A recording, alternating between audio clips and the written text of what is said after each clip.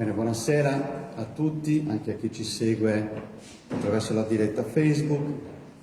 Siamo giunti alla terza conferenza che quest'anno tratta del modo di vestire e tante altre cose del periodo medievale sardo. E poi la professoressa Martorelli, che ha curato questo ciclo di conferenze, così come pure gli anni scorsi, ci introdurrà a questa conferenza odierna. Il mio ruolo è quello solo appunto di darvi il benvenuto, di augurarvi una bella serata ancora a scoprire questo mondo del Medioevo sardo. Anche oggi, come la settimana scorsa, avremo la possibilità di ammirare due preziosi costumi che sono messi a disposizione da Mario Piscetta, che è un dirigente dell'associazione, e dai suoi amici. Poi ce li illustrerà e ce ne parlerà. Dopodiché Rossana Martorelli introdurrà la relatrice, che oggi ci parlerà di ornamenti, di tessuti e accessori che venivano utilizzati nel Medioevo sardo. La lascio presentare la professoressa Martorelli, che fa una presentazione sicuramente migliore della mia. Ringrazio ancora, anche stavolta, la direttrice del Museo Diocesano, Silvia Oppo, per la disponibilità di questa sala, che come sapete ormai fa da cornice da sempre a questi nostri eventi invernali. Ci aspetterà poi l'ultima conferenza e salteremo il periodo carnevalesco e chiuderemo il 3 di marzo, venerdì 3 marzo, questo ciclo molto interessante, anche questo di conferenze. Per chi è stato già nostro socio o per chi vorrà diventarlo, vi anticipiamo che invece l'11 marzo, sabato, ci sarà l'assemblea dei soci, cui si prenderanno le nuove iscrizioni. Contemporaneamente, nella stessa giornata, ci sarà anche l'approvazione del bilancio consultivo 2022 e procederemo anche al rinnovo delle cariche di impegno, diciamo così, dell'associazione, quindi l'elezione del direttivo. Quindi insomma sarà un'assemblea importante, sia perché c'è l'approvazione del bilancio, ma anche perché sarà l'assemblea elettiva del nuovo gruppo di gente che guiderà l'associazione da qui ai prossimi anni. Bene, vi lascio adesso in compagnia di Mario Piscetta, che ci parlerà di questi bellissimi costumi. Grazie.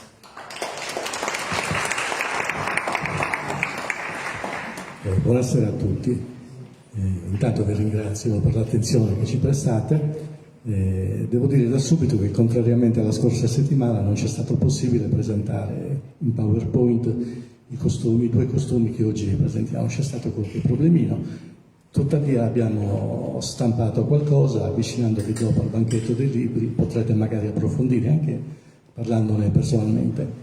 I costumi in questione sono Roberto, che veste un costume da popolano, da un dipinto, da un affresco dei fratelli Lorenzetti in Santa Croce, dove è rappresentato un popolano che va al mercato, riprodotto abbastanza fedelmente, mentre il mio abito, quello che indosso, è ispirato a una lastra marmorea che si trovava a San Francesco di Stampace ed è stata oggi trasferita all'ingresso della cittadella dei musei a Cagliari e rappresentava Guido di Dono, era la sua lastra marmorea. Trattandosi di una lastra di Roberto che si avvicina, dunque potrete vedere meglio il suo abito. Come vedete, il classico bastone in mano, dovrebbe essere tessuto di cotone, e la cuffietta nella testa. Stiamo parlando del mio abito,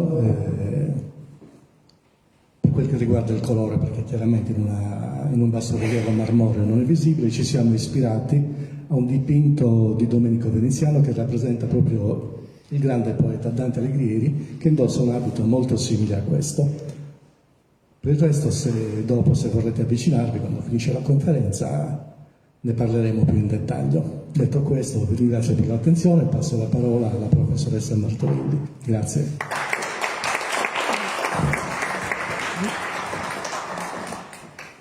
Buonasera a tutte e a tutti, sia ai presenti sia a chi ci segue da casa.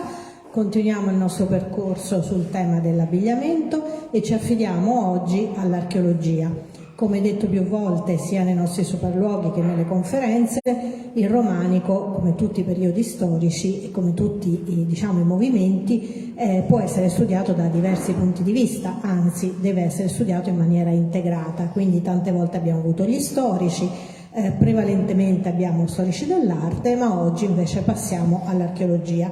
E passiamo all'archeologia, come già vi ho anticipato la volta scorsa, con la più giovane relatrice che forse abbiamo avuto nelle nostre conferenze, giovane ma che ha al suo attivo già alcune direzioni di ricerca, già alcuni interessi. Attualmente è specializzanda in archeologia cristiana e medievale nella scuola di specializzazione in beni archeologici dell'Università di Cagliari. Ha già fatto dei lavori soprattutto sul tema delle usanze funerarie, quindi di ciò che è pertinente alle aree sepolcrali e quindi anche a quello che si trova all'interno delle tombe, che come sentiremo dire è per gli archeologi naturalmente una fonte molto importante, perché proprio per il tema che oggi noi affrontiamo permette di recuperare diversi oggetti anche dell'abbigliamento. Quindi io non voglio togliere ulteriore tempo e le lascio la parola e buon ascolto a tutti.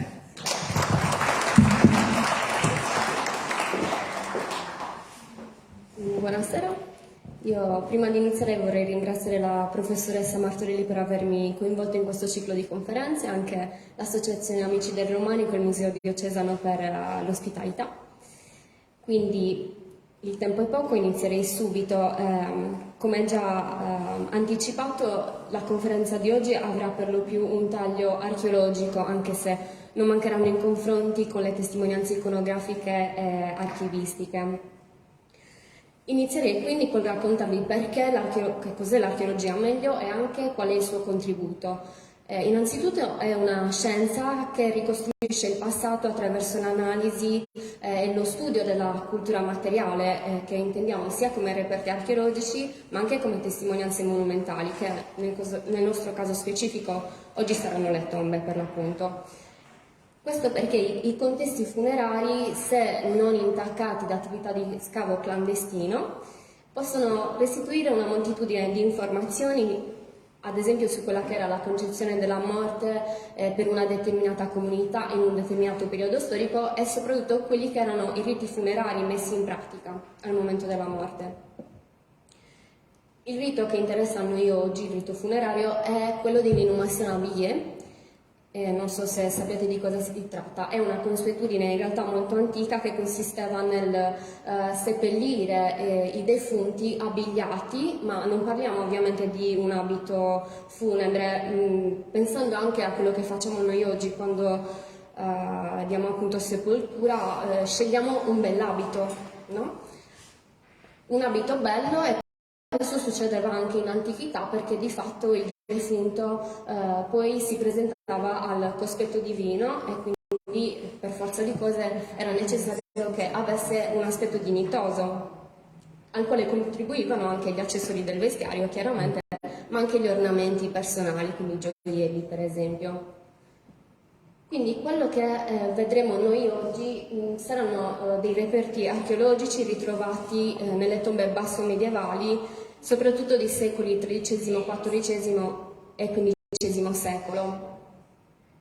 E quindi qual è il contributo dell'archeologia? Il contributo è quello di fornire una prova tangibile, proprio materiale, di quello che noi vediamo raffigurato nelle pitture, negli affreschi, ma anche nelle sculture, e che troviamo menzionato anche nelle fonti documentarie.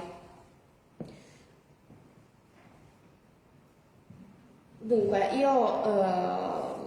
il tempo è poco, ovviamente non posso dirvi per ogni reperto archeologico quale sia il contesto di provenienza, quindi vi faccio vedere almeno una parte dei contesti archeologici per l'appunto. Abbiamo il cimitero di Partesole di Posada, il cimitero di San Pietro a Galtellì, quindi sono contesti funerari dove le aree cimiteriali sorgono o presso edifici sacri, oppure alcune volte le sepolture sono proprio all'interno della chiesa.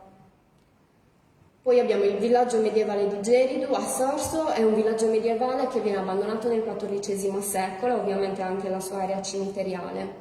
Poi il cimitero esterno al Duomo di San Nicola a Sassari, Santa Giulia di Padria, San Giuliano a Selargius, Santa Chiara di Cagliari, San Gavino a San Gavino Monreale, la chiesa dei Santissimi Gavino Prote Januario a Muros, e poi un contesto che però è insediativo, lo conoscerete, il Castello di Monreale a Sardara. Quindi, partendo dalla prima categoria, dalla prima classe di materiali che vedremo oggi, i tessuti, conosciamo già più o meno la foggia degli abiti, sia perché se avete seguito la prima conferenza della dottoressa Usei e quella del dottor Dita, e poi grazie anche oggi e anche alla scorsa conferenza per i modelli viventi, diciamo. E quindi passiamo direttamente ai tessuti veri e propri. Purtroppo si tratta di un materiale che, come saprete, per natura è deperibile, quindi raramente lo troviamo all'interno delle sepolture o nei contesti archeologici. In genere, se si conserva è perché magari il clima è molto favorevole, quindi parliamo di un clima molto freddo, un clima molto arido oppure molto umido, e il contesto di giacitura per conservare un materiale così fragile dovrebbe essere un contesto in cui non c'è un'attività batterica, quindi un contesto anaerobico che possono essere le torbiere, le paludi, i laghi e così via. Quindi in Sardegna il tessuto si ritrova attestato, è quasi assente, diciamo. Si tratta di piccole porzioni di tessuto che in genere si conservano perché intrappolate su un supporto metallico all'interno della tomba. Quello che vedete non è una moneta né una sepoltura di età basso medievale, ma è di età alto medievale, ed è una moneta che è stata rinvenuta, come vedete, sulla clavicola di questa defunta, sepolta nel cimitero di Vico Terzolanusei a Cagliari, quindi siamo in età bizantina, nel VI secolo d.C. Ho inserito la moneta giusto per farvi vedere come si presenta un lacerto di tessuto su un supporto metallico. Quindi, dopo le attività di pulizia e di restauro, vedete qua che c'è un lembo di tessuto. È emerso che queste fibre erano fibre di origine animale e in particolare di lana, quindi la defunta era stata avvolta in un sudario di lana e poi deposta all'interno della tomba cappuccina.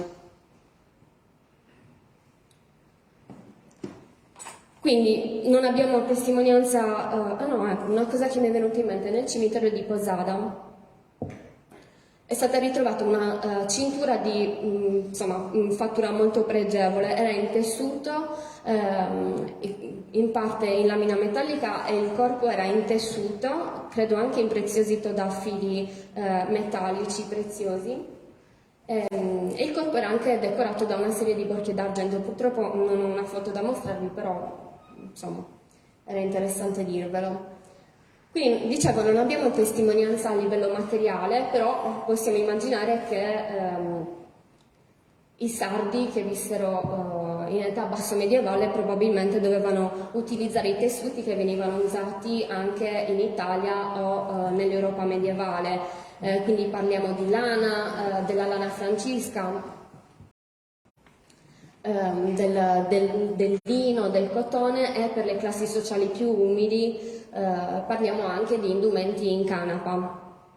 Abbiamo comunque attestazione della presenza di questi tessuti nei condaghi, che, come sapete, sono dei registri in cui venivano annotate tutte le donazioni che venivano fatte all'ente monastico, quindi questa sicuramente è un'importante fonte per noi.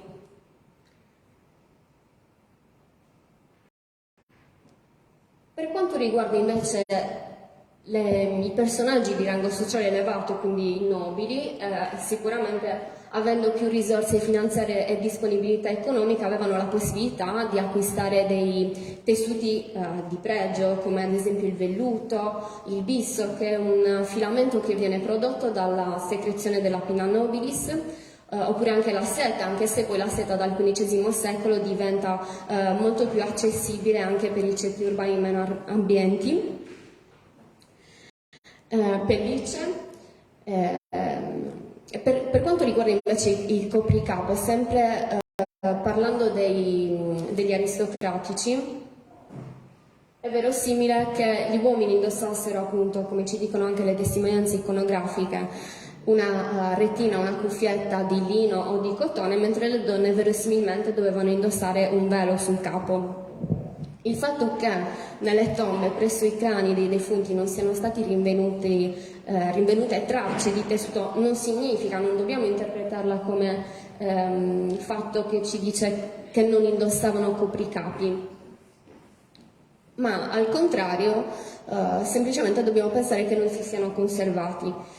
E a questo proposito cito le norme suntuarie. Le norme suntuarie erano delle leggi che i governanti utilizzavano per regolare un po' l'ostentazione del lusso privato, però non pubblico ovviamente, quindi quello dei privati cittadini. E il 5 febbraio del 1346 viene emanata una norma per i paesi che erano soggetti al potere aragonese, e quindi anche la Sardegna, e soprattutto questa norma era destinata ai centri di Villa di Chiesa, Gonnesa, Villa Massargia e Domus Novas, e proibiva alle donne di indossare sul capo e sulle vesti oro, argento e pietre preziose. Quindi verosimilmente i copricapi di uomini e donne probabilmente non venivano impreziositi, ecco, da accessori o da tessuti preziosi. Questa che vedete a destra è la scultura lignea della Madonna di Bonaria del XV secolo. L'ho inserita giusto per darvi un'idea di come potevano essere le vesti. Vedete che il mantello è ornato da queste pietre preziose, gemme e anche perle, quindi verosimilmente anche le vesti delle donne dovevano essere così ricche di ornamenti. Un discorso analogo lo possiamo fare anche per le calzature, che erano in cuoio o in tessuto. In questo caso però presso i piedi dei defunti, presso le ossa dei piedi, sono state ritrovate delle fibbiette di piccole dimensioni che dovevano servire alla chiusura delle calzature. Ora vi ho messo questo dettaglio del giudizio universale conservato a Verona. Allora, noi vediamo ovviamente la parte interna dei piedi, però se pensiamo anche alle calzature e ai sandali che usiamo d'estate, la fibbietta è sempre all'esterno, quindi verosimilmente la fibbietta doveva essere all'esterno di questi piedi, però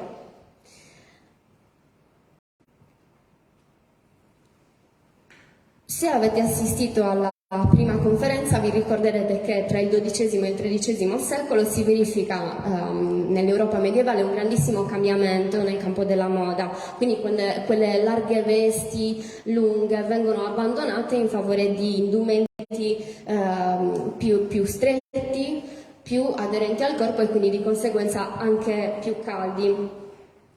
Ed è grazie a questo cambiamento che fanno la loro comparsa i bottoni, quindi parliamo di una classe di materiale sicuramente più fortunata rispetto al tessuto, perché essendo in metallo sono fortunatamente giunti fino a noi. Quindi i bottoni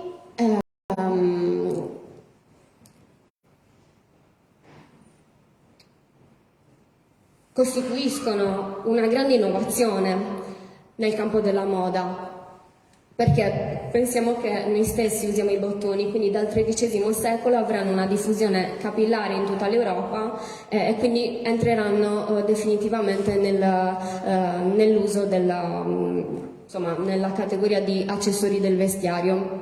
Questi che vedete al centro sono bottoni in argento provenienti dall'area cimiteriale di Galtellini. Vedete che hanno forma sferica e si tratta dei bottoni, del tipo di bottone più diffuso in tutta Europa.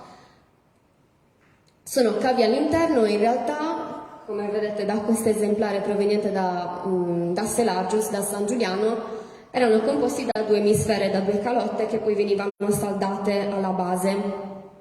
Sotto invece vedete una variante dove i due poli sono leggermente schiacciati e poi c'è un'aggiunta di questa appendice che richiama un pochino la forma di una mammella.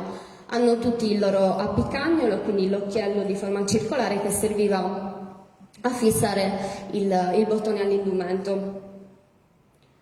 Questi invece sono bottoni in bronzo provenienti dal Duomo di Sassari, quindi dal cimitero del Duomo di Sassari. Vedete che hanno una forma leggermente diversa ed è una forma lenticolare, mentre invece questi a destra sono, direi, ugualmente sferici, o forse lenticolari, e sono provenienti, come dicevo, da San Giuliano. Questo che vedete qua invece dovrebbe essere ancora un unicum, o comunque lo era fino al 2006. È un bottone che proviene da Geridu, quindi da quel villaggio medievale di cui vi ho parlato prima. Non so se si capisca bene, qua ho messo anche un disegno. Ha una forma un po' a meloncino, quindi la superficie è attraversata da 8 spicchi che gli danno questa conformazione un po' a melone per l'appunto. Accanto invece vedete dei bottoni ugualmente sferici, dove però la sferetta è in corallo o in conchiglia rosa, ed è trattenuta l'appicagnolo da questo pernetto argentato. Quest'ultimo invece è un bottone a testa di fungo proveniente da Ausellus. I bottoni però potevano essere realizzati anche con materiali un po' più poveri, come ad esempio il tessuto oppure il rame, ma anche in vetro. Questa invece è la planimetria del cimitero di Partesole di Posada, e vedete che l'area, anzi meglio, le sepolture si estendono al di fuori della chiesa, però vedete che sono presenti anche alcune sepolture all'interno.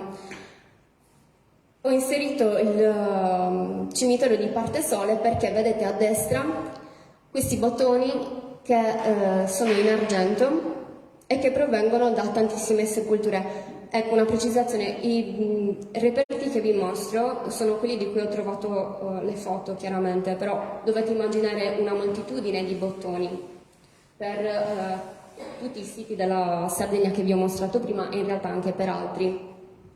Allora, la cosa particolare e anche molto bella in realtà di questi bottoni è che sono stati ritrovati in posizione originaria all'interno delle tombe, quindi si trovavano sulle ossa del collo, sulle ossa del torace e poi in corrispondenza degli avambracci, ma anche in altre posizioni che in realtà non sono specificate.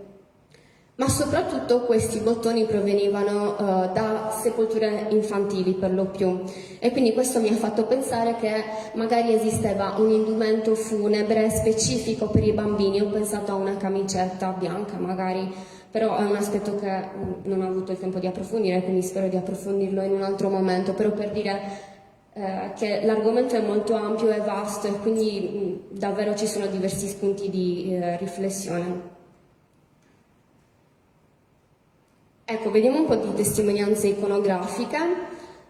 Vedete a sinistra storie profane, un dettaglio di storie profane che si trova nella stanza del podestà del Palazzo Pubblico di San Gimignano del XV secolo, XIV, scusate. Vedete che all'interno dei cerchi queste figure femminili presentano dei bottoni lungo l'avambraccio, quindi la prova che questi bottoni, la prova ulteriore anzi, che questi bottoni servivano per la chiusura delle maniche nel momento in cui compaiono questi indumenti più stretti, ecco. Anche questa figura femminile in realtà presenta dei bottoni che però, vedete, sono sulla spalla. A destra invece avete un dettaglio della Fontana della Giovinezza nel castello della Manta del XV secolo. Vedete che questo personaggio maschile a cui si sta sfilando il giacchetto presenta tutta una fila di bottoni, e dall'altra parte invece vediamo delle asole che servivano per la chiusura. Vi chiedo anche di memorizzare questa figura, che dovrebbe essere una figura femminile, e questo motivo a zigzag, perché lo vedremo tra poco. Questa non la conoscete sicuramente, ve la mostro per la terza volta, un po' perché le testimonianze iconografiche sono quelle che sono, poi comunque è molto bella, quindi a me non dispiace rivederla, devo dire. Per chi non la conosce, si tratta dell'incontro dei tre vivi e dei tre morti, che fa parte di un ciclo pittorico presente nella chiesa di Sosregnos Altos, nel castello di Serravalle a Bosa. Quindi vedete a sinistra 3 nobili impegnati nella caccia, in attività di caccia, che si imbattono in una figura, nella figura di un monaco, di un eremita. Se avete seguito la conferenza del dottor Deida riconoscerete anche gli indumenti tipici, quindi uno scappolare scuro su una lunga veste bianca, nonché il bastone a tau che regge in mano. Dalla parte opposta invece sono 3 cadaveri, ciascuno dei quali rappresenta uno stadio diverso della morte. Se notate, l'eremita con la mano destra si rivolge ovviamente ai 3 nobili e gli indica l'ultimo stadio, che poi è la situazione che si ritrova in archeologia quando si va a scavare una tomba, generalmente è questa, ecco. Quindi il messaggio potrebbe essere quello che nella morte siamo tutti uguali, cioè lui gli dice: quando verrete seppelliti avrete questo aspetto, un aspetto regale, bello, però in breve tempo l'aspetto che acquisirete sarà questo, perciò i beni effimeri e il vostro rango sociale, i beni materiali e il vostro rango sociale in realtà sono assolutamente effimeri. Questo dovrebbe essere teoricamente il messaggio. Ve l'ho inserito perché volevo farvi vedere in dettaglio questa figura del personaggio maschile che meglio si è conservato. Vedete che indossa una corona gialla, quindi direi che è una corona d'oro, e non so se li vediate, ma ci sono dei piccoli cerchieli di colore giallo più chiaro che potrebbero essere degli elementi in rilievo, sempre d'oro. E se guardate sul collo ci sono 5 bottoni gialli e quindi ugualmente direi in oro e forse anche di forma sferica, che era il tipo più diffuso. Poi il cosiddetto busto di Eleonora lo conoscete già, è conservato a San Gavino, Monreale. Vedete che c'è una doppia fila di bottoni sul davanti, bottoni che sembrerebbero appunto essere costituiti da una croce in rilievo su un disco, però in questo caso più che funzione pratica direi che potrebbero avere funzione ornamentale.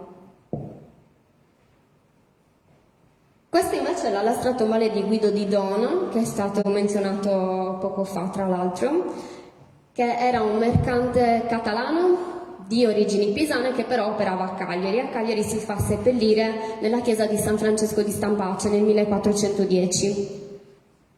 Quindi ve l'ho inserito perché, a parte il fatto che indossa la tipica veste da mercante, verosimilmente in velluto, però vedete che il suo colletto è chiuso da 6 bottoni sferici, quindi quello che dicevo prima è che l'archeologia ci fornisce materialmente il bottone, poi noi però lo ritroviamo anche nelle testimonianze scultoree o pittoriche. Quindi passiamo a un altro accessorio per il vestiario, ovvero le asole, o meglio anellini che sono in bronzo o in argento, li vedete, sono anche di diverso spessore, provengono questi dalla chiesa di San Giuliano, dalla chiesa di San Gavino, stesso discorso per i bottoni, immaginate tantissimi anellini, ok? Questi invece sono 40 anellini che sono stati trovati in un'unica sepoltura nella chiesa dei Santi Gavino Protegianuario a Muros. Una parte di questi anellini si trovava in corrispondenza degli avambracci, quindi evidentemente per la chiusura delle maniche, mentre l'altra parte si trovava disposta sul petto in doppia fila.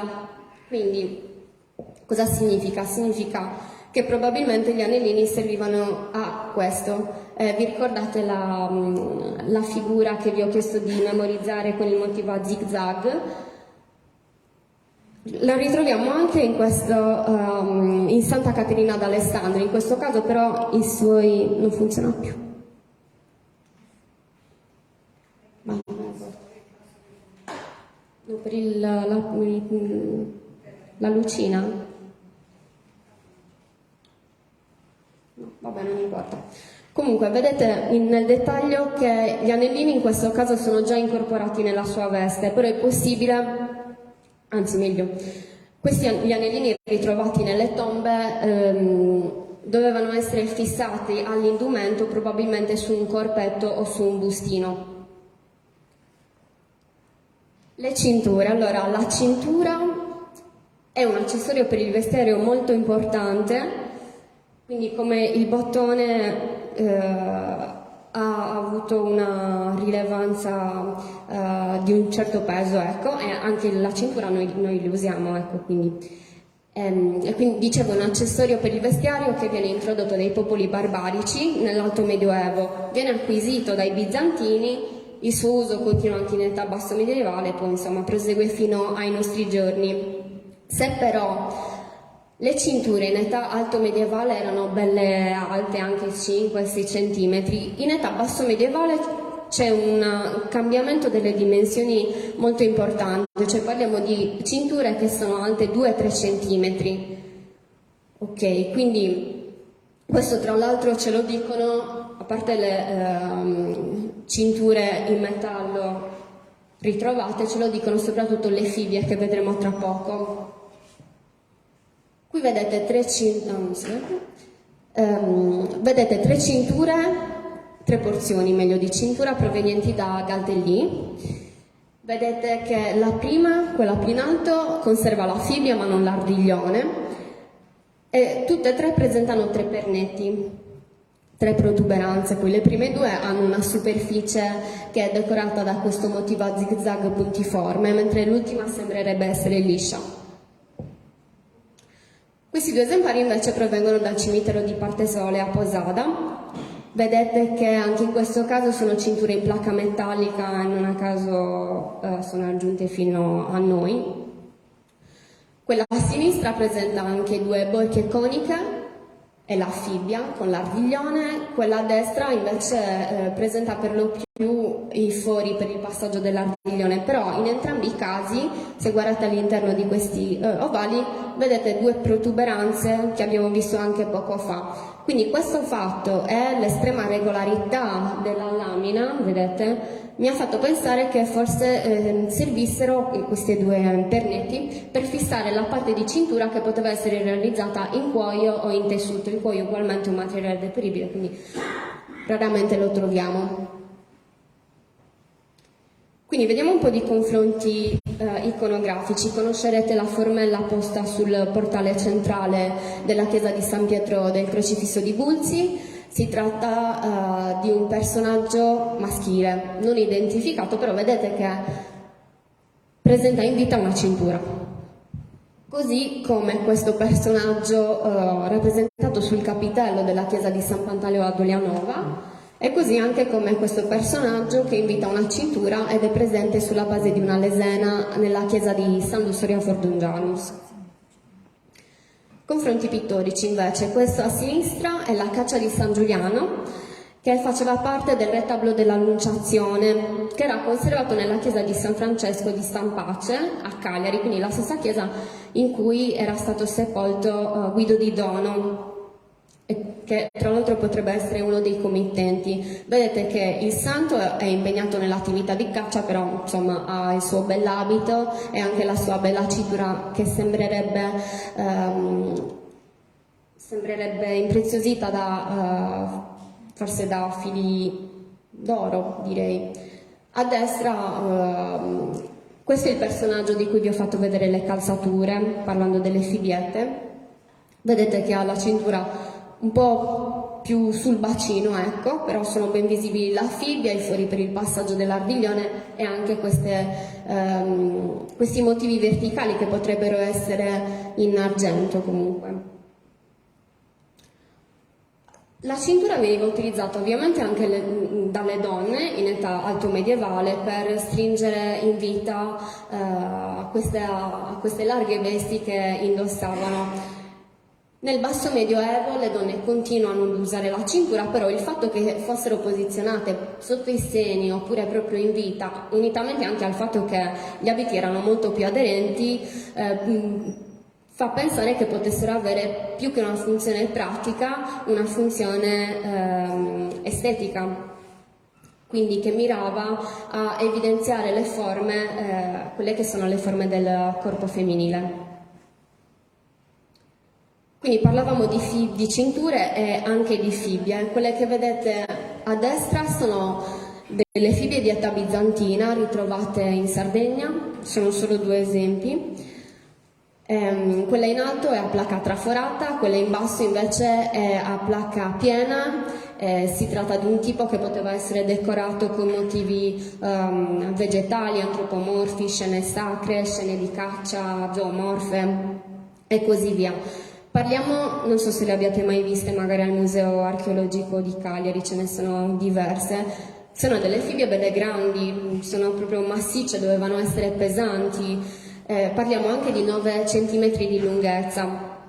Accanto invece vi ho messo una fibbia proveniente dal Duomo di San Nicola, che vedete, oltre ad aver perso tutta la ricchezza ornamentale delle fibbie bizantine, adesso non sembra, però questa fibbia è molto molto piccola, quindi le fibbie diventano piccolissime rispetto all'Alto Medioevo, così come le cinture che si accorciano. Questa ha più o meno 1-2 cm di diametro, quindi insomma immaginate comunque anche il salto di dimensioni, oltre che della forma, insomma. Ne abbiamo di varie forme per l'appunto, quindi circolari, ma anche in basso ne vedete ovali, trapezoidali. Quest'ultima qua invece è un passante di cintura. E vi ho messo accanto una miniatura che rappresenta un venditore ambulante di cinture. Vedete che all'asta sono appese una serie di borse in tessuto, ma anche delle cinture. Lui credo che ne abbia, tra l'altro non si capisce, però potrebbe avere in mano una fibbia quadrangolare.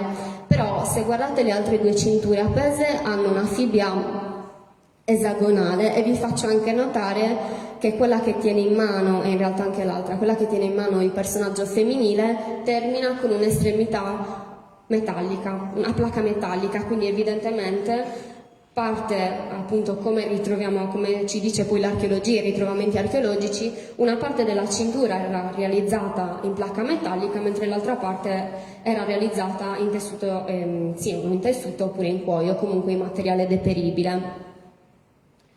Vi ripropongo Guido di Dono perché, oltre ad avere i bottoni, è interessante la cintura, che ha una fibbia esagonale, tra l'altro. Vedete poi che, se riuscite a vedere dalla figura intera, se lo paragonate con il resto, si vede che è molto piccola sia la cintura che la fibbia.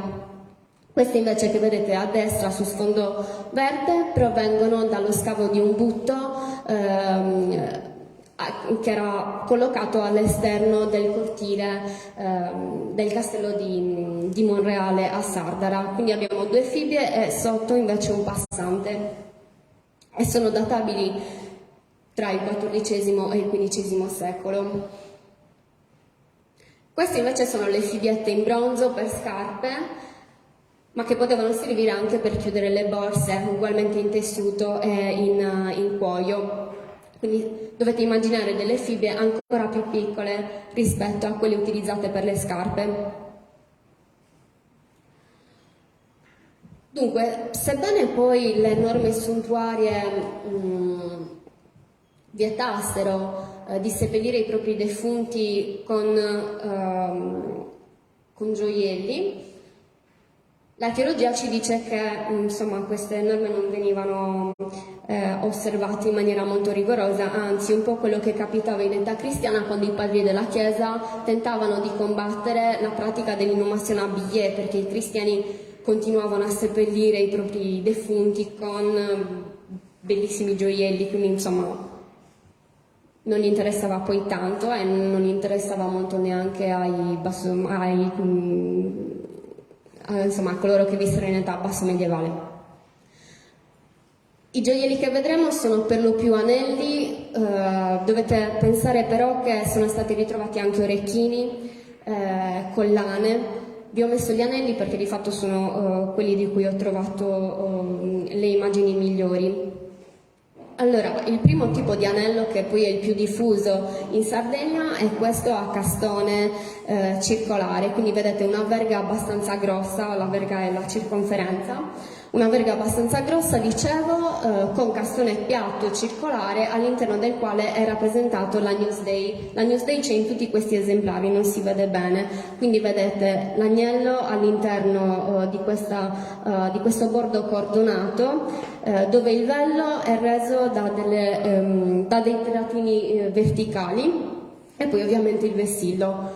Il primo che vedete è lo stesso che è presente sotto in foto, semplicemente ha il motivo iconografico ribaltato e proviene dal Duomo di Sassari e dovrebbe essere in argento, se non ricordo male. Questo è il secondo tipo più diffuso, si tratta quindi di anelli con anche qua una verga abbastanza grossa e un castone rilevato che poteva essere di forma circolare, di forma ovale, di forma quadrangolare e così via. Questi due esemplari provengono entrambi da Geridu, quindi dal villaggio medievale, però quello che vedete a sinistra contiene al suo interno una corniola che in realtà è di età romana, quindi evidentemente è stata tesaurizzata e tra l'altro ha un motivo decorativo sopra inciso ed è una lepre, lo vedete in alto lì, mentre invece questo di destra probabilmente contiene al suo interno della pasta vitrea o del vetro, che sono materiali che venivano utilizzati ad imitazione del diamante. L'ultimo tipo, che poi è più raro, però comunque è attestato in Sardegna, è questo anello a verghetta sottile con castone rilevato a calice floreale. Non so se vedete, ci sono come il castone ha questa conformazione a petali che racchiudono all'interno una sferetta che poteva essere o di corallo o di conchiglia rosa per l'appunto, trattenuto poi da un pernetto d'argento alla base. Quello che vedete in foto è lo stesso che vedete su ed è stato ritrovato anche lui nel Duomo di Sassari.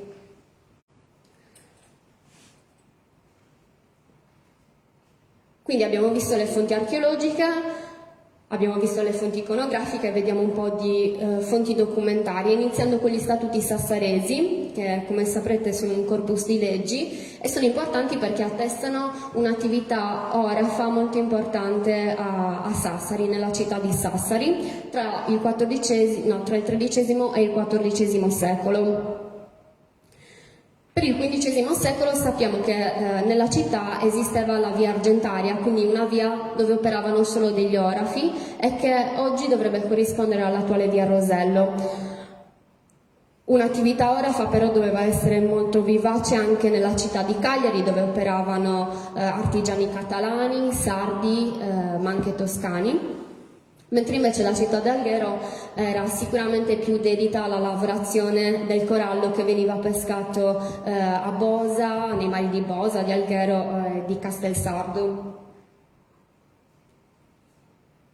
Un'altra fonte molto importante, sempre documentaria, è il libro delle denunce, che venne redatto tra il 1347 e il 1348. Si tratta sostanzialmente di un inventario dove vengono elencati tutti i beni che furono sequestrati ai cittadini sassaresi che si ribellarono al potere aragonese nel 1347. Quindi parliamo di notai,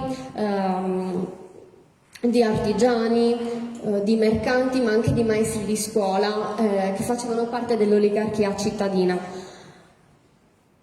e che possedevano insomma beni molto preziosi. Parliamo anche di tessuti provenienti dalle Fiandre o dalla Francia, dalla Catalogna, oggetti d'arredo provenienti dalla Toscana e così via. Le donne soprattutto invece possedevano tantissimi gioielli. Ad esempio a Donna Orietta vengono sequestrate svariate monete, suppellettili d'argento col marchio di Sassari e anche senza marchio, 7 anelli d'oro, tra cui uno con l'Agnus Dei, che è quello che abbiamo visto poco fa, 2 con zaffiri, 1 con granato, 3 cinture in argento e pelle di vacchetta, 15 trecce di fili d'oro, 3 pezzi di corallo, un cristallo con argento, quindi insomma parliamo di un bel tesoro. Mentre a Donna Caterina vengono sequestrati ad esempio 14 fibre d'argento, granuli d'argento, 7 anelli d'oro con pietre, 2 ghirlande a freccia con in mezzo granuli d'argento, un coltello con manico di corallo e così via. Quindi anche lei sicuramente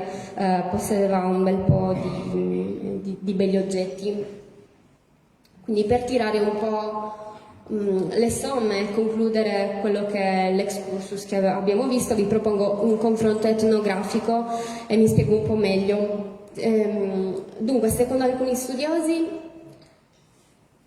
gli indumenti basso-medievali, gli accessori del vestiario e gli ornamenti potrebbero costituire l'archetipo, quindi diciamo la base da cui poi sarebbe nato il costume tradizionale sardo.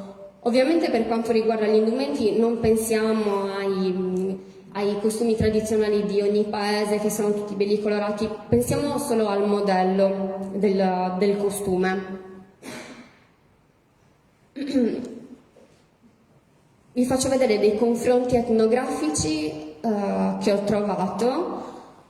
Vedete tutto a sinistra il bottone a meloncino proveniente da Geridu. Sotto vedete una foto che in realtà proviene da internet.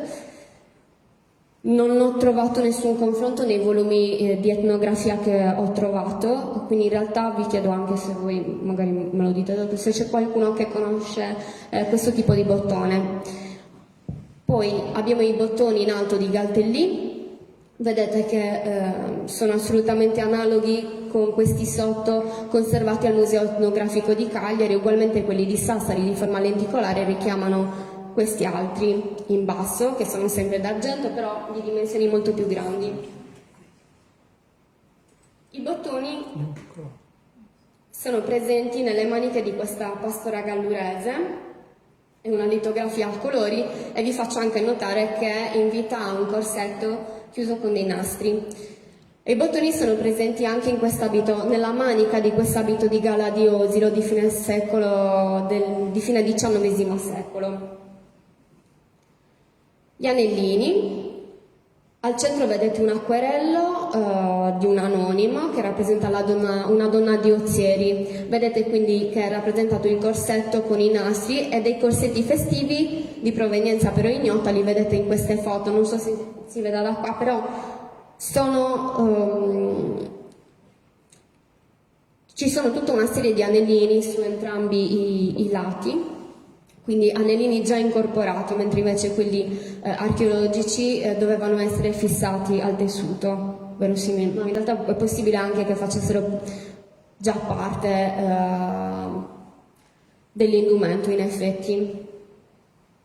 Poi gli anelli, quello dell'Agnus Dei potrebbe trovare somiglianze con questo che è conservato sempre. Tutti i gioielli che vi sto facendo vedere fanno parte della collezione Luigi Cocco del Museo Etnografico di Cagliari. Vedete che la verga è ugualmente grossa e il castone è piatto e di forma circolare. Così come quello di Geridu può trovare confronti con questo che racchiude al suo interno un occhio di Santa Lucia.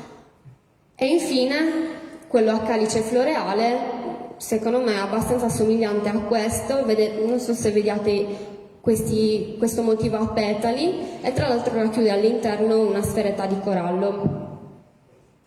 Quindi io ho concluso, vi ringrazio dell'attenzione, ovviamente se aveste curiosità o domande sono disponibile.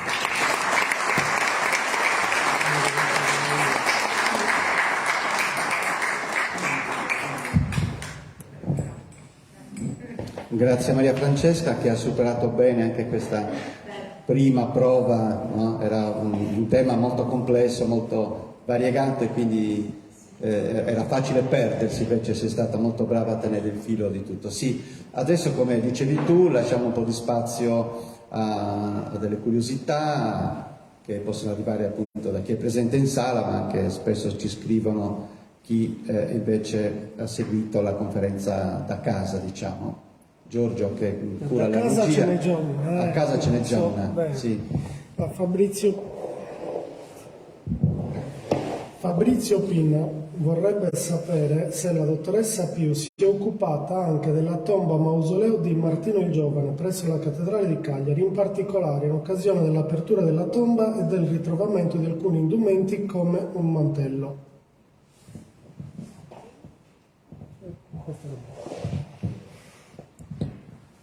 No, non me ne sono occupata, ma come cronologia non parla della cronologia, no. Giusto? Potrebbe essere più tarda, perché per la ricerca che ho fatto non mi risulta questa tomba, quindi credo che sia più probabile che sia magari di XVI, XVII, più tarda ancora. È oltre l'arco cronologico di interesse. No, mi dispiace, no.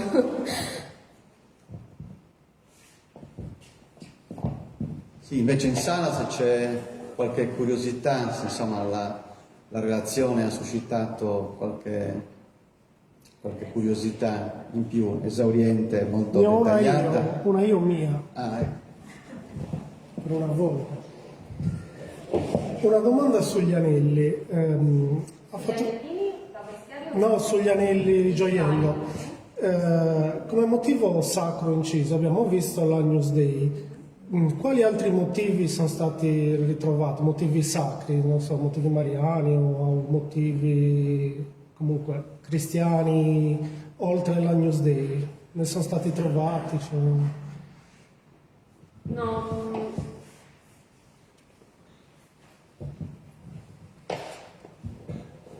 Quindi sempre a Cassone Piatto, no, sinceramente non mi risulta che ne siano stati trovati, almeno per quello che ho potuto vedere io, con motivi sacri. Quindi l'Agnus Dei era quello Sì, più forse diffuso. Ci sono le medagliette, però le medagliette sono già oltre, con la Madonna e il Bambino, però quelle partono più dalla fine XV, sono già di XVI secolo. A parte questo non mi viene in mente altro, no, con soggetti la M sacri. di Maria. No, lei che dice, no, vero? No, mi spiace, non di nuovo. Curiosità. Sì, non ancora, no, speriamo che vengano fuori, anzi, sì. Invece ho trovato invece molto interessante l'accostamento tra gli abiti e gli accessori dei tradizionali sardi e quelli invece i reperti archeologici, che sono veramente molto similari sia nella tipologia sia nell'uso, diciamo così, nell'abito stesso, quindi, che ci aiuta a capire da dove provengono alcune cose tipiche poi che sono dei costumi sardi, no? La forma sicuramente dei bottoni è molto particolare e oggi abbiamo capito anche probabilmente da cosa deriva. Se non ci sono altre domande qui presenti, c'è un'altra da casa? No, ce ne sono un paio. Un paio. Una è più una considerazione. Anna Ladu: solitamente i gioielli venivano rimossi prima dell'inumazione o si rischiava la violazione della tomba. Forse una fonte potrebbe essere il corredo delle Madonne e le donazioni ai santi. Poi, non so se... Sì, in realtà le tombe venivano sconvolte già in antico. Sì, è vero che il seppellire con ornamenti preziosi i defunti era un po' un rischio, però l'idea generale era comunque, come vale anche per noi oggi, che la tomba è un luogo sacro e assolutamente inviolabile, ma i tombaroli esistevano già in antichità e esistono tuttora, e ad esempio mi viene in mente, per scongiurare queste profanazioni, ad esempio in età romana e tardantica c'erano le epigrafi deprecatorie, e che erano epigrafi dove il testo scritto, diciamo, tentava di scongiurare augurando il male, esatto, sì, frastigni, a chi osava profanare il sepolcro. Però no, in realtà l'archeologia dimostra che certo magari non depositavano, insomma, 3.000 anelli, 5 anelli, magari 1 o 2 sì, però no, generalmente almeno per quello che è, sì, era normale seppellire anche con gioielli. Poi sì, lo sapevano che si rischiava la profanazione, però così facevano. Ma altre domande? Non so se qualcuno... Daniela Collo le pone tutte e tre insieme. Per gli anellini in doppia fila ritrovati, quale datazione è stata indicata? Poi, domanda 2. Come mai si è parlato di velluto in associazione alla figura del mercante? Poi, per quanto è emerso da reperti, iconografie, eccetera, ci sono prove che gli abiti potessero avere una abbotonatura sulla schiena?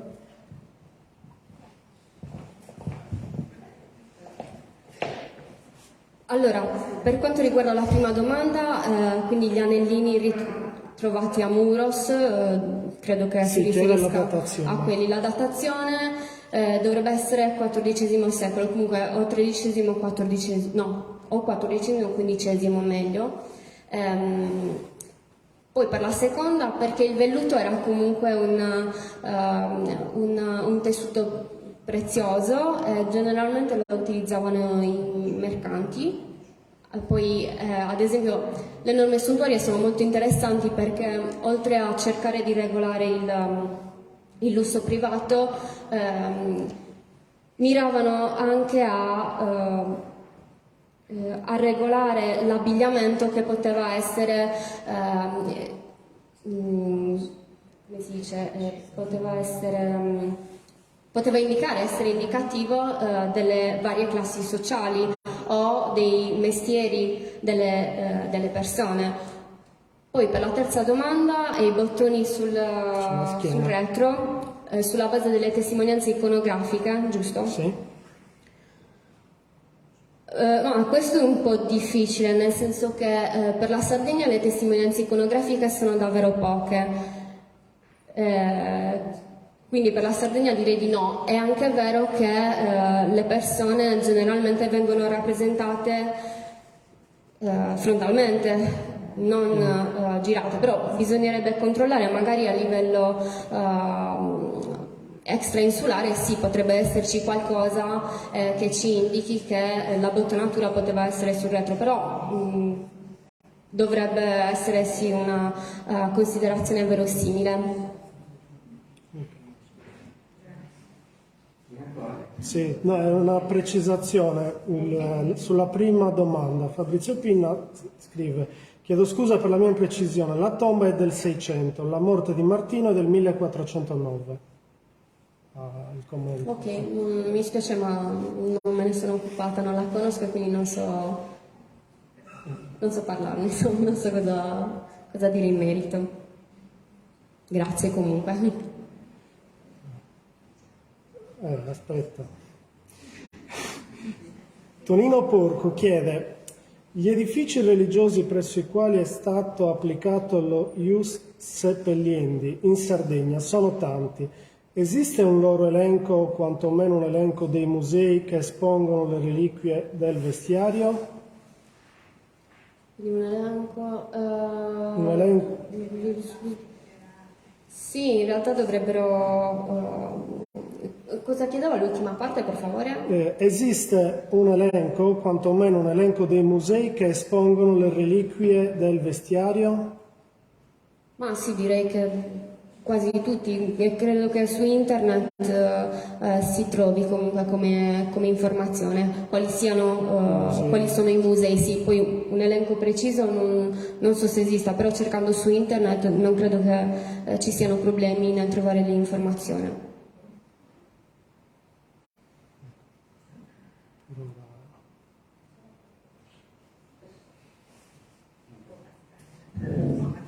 Poniamo fine al supplizio.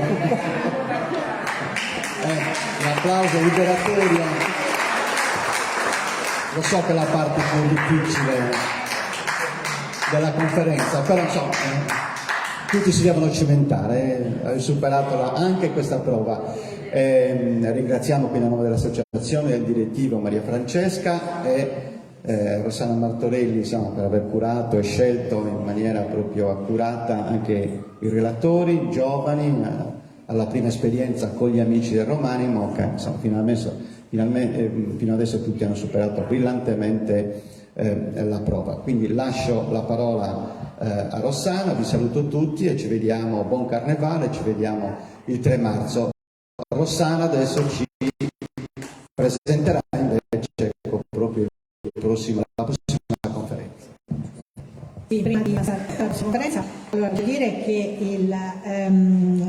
questo argomento, cioè gli oggetti trovati, l'esame in generale delle tombe medievali, è un interesse recente dell'archeologia, perché di solito i cimiteri scavati sono quelli romani o addirittura precedenti, al massimo fino alla tarda antichità, dove c'è proprio l'uso del corredo, quindi gli oggetti sono tantissimi. Questo vuol dire che molte delle testimonianze di queste tombe presso le chiese medievali sono andate perdute nel tempo, quindi è, diciamo, un lavoro che è iniziato da poco. Quindi abbiamo già molto materiale, Maria Francesca giustamente ha detto, vi mostro le immagini che ho, ma noi sappiamo che tanti oggetti sono stati ritrovati all'interno di queste sepolture, però non abbiamo chiaramente ancora un panorama completo. Ti volevo chiedere, questi oggetti che hai mostrato non sono sempre di tombe autorevoli, perché quegli anellini mi sembra di ricordare che sono anche di tombe comuni, quindi questo vuol dire che c'è un cambiamento anche nell'abbigliamento comune, non soltanto giusto gli anellini, quelli delle camicie, diciamo. Sì, no, gli anellini per il vestiario assolutamente li ritroviamo in tombe di cittadini comuni, insomma, non di rango sociale elevato, quindi si tratta di una rivoluzione anche della moda che riguarda tutti gli strati sociali, anche perché gli anellini erano in bronzo, per esempio, quindi ne esistevano anche in argento, però erano più accessibili sicuramente rispetto ai bottoni magari. Anche perché di più facile produzione, però no, sì, è una rivoluzione della moda che riguarda assolutamente tutti gli strati sociali e quindi li ritroviamo in tombe di persone comuni. Quindi per concludere questo argomento, intanto penso che quando si ascolta, diciamo, una esposizione così di questo materiale, la prima impressione, la prima cosa che ci venga a dire sia: ma allora esistono davvero? Perché noi andiamo sempre avanti con le testimonianze iconografiche, invece questi oggetti esistono, e quindi questo servirà anche a noi quando riprenderemo a fare le nostre visite, perché evidentemente le rappresentazioni che abbiamo sono realistiche, quindi i costumi che noi vediamo sui nostri affreschi, che sono tante volte anche di tema religioso, no? Abbiamo per esempio raffigurazioni, episodi della Bibbia, e li vediamo vestiti nello stesso modo, quindi loro si ispirano a una realtà, e quindi per noi è importante perché l'archeologia ci permette anche di datare queste pitture quando noi non abbiamo un riferimento preciso di quando sono state fatte. Quindi questo, come dicevo, è un lavoro in generale nell'archeologia abbastanza recente, ma speriamo che future ricerche indirizzate alle chiese medievali, agli scavi intorno alle chiese medievali ci possano dare ulteriori elementi. L'ultimo aspetto è che abbiamo visto materiali della Sardegna, quindi chiuderemo il 3 marzo cercando di capire con la dottoressa Giovanna Ferri se è una moda locale o se invece ha dei punti di contatto con altri paesi del mondo tirrenico, diciamo così, quindi soprattutto con la Toscana, visti i rapporti politici che c'erano fra la Sardegna e la Toscana, Pisa, Firenze. Ci attendiamo appunto dalla prossima conferenza di capire se c'è stato uno scambio anche, cioè questa nuova moda che abbiamo visto, insomma è una rivoluzione rispetto alla moda precedente, sia stata importata o se comunque ci siano dei contatti o sia una cosa comune nel mondo mediterraneo. Quindi ci diamo appuntamento, come ha già detto Antonello, al 3 marzo per chiudere il discorso su questo tema. Anche io saluto tutti e alla prossima, e ringrazio naturalmente la relatrice di oggi.